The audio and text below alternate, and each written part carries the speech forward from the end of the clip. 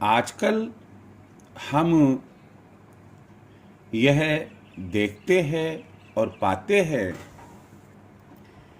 कि पति पत्नी सामान्यतया लंच नहीं तो डिनर एक साथ और एक थाली में ही लेते हैं।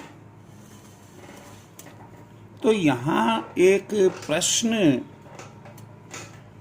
सनातन धर्म में दी गई व्यवस्थाओं के अनुसार उत्पन्न होता है कि क्या पति पत्नी का एक थाली में भोजन करना सही है, उचित है, परिवार के लिए, उस दंपत्ति के लिए सही रहेगा या नहीं, क्या कहा गया है? आज की जो न्यू जनरेशन है, हम पाएंगे कि लंच तो शायद साथ साथ नहीं ले पाते हैं,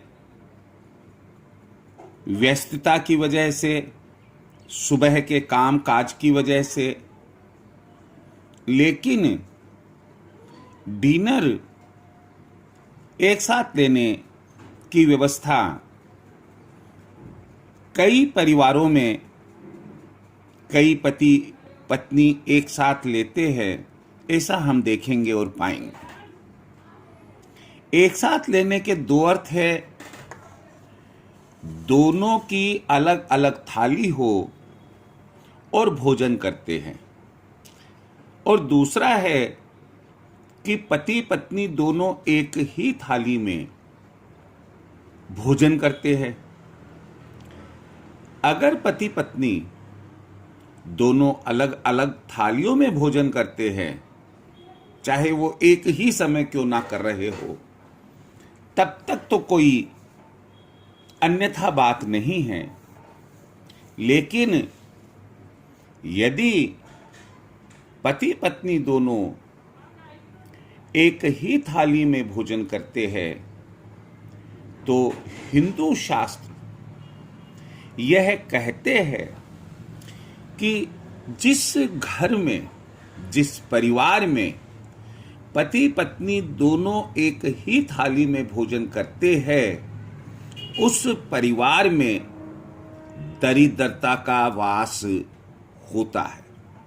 अब आप देख लीजिए कि क्या कहीं हम यह नादानी तो नहीं कर रहे, यह गलती तो नहीं कर रहे?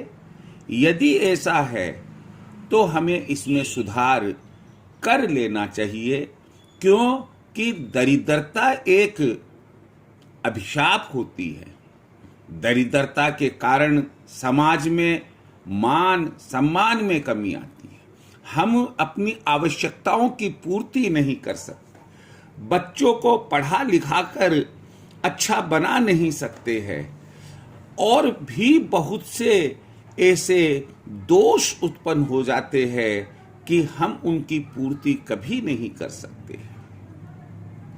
तो उन दोषों का कारण कहीं हम खुद ही तो नहीं हैं। एक छोटा सा लाइफ स्टाइल चेंज करना है कि चाहे आप एक थाली में ब्रेकफास्ट ले, लंच ले, डिनर ले, लेकिन पति पत्नी को एक थाली में ब्रेकफास्ट, लंच या डिनर कभी भी नहीं करना चाहिए।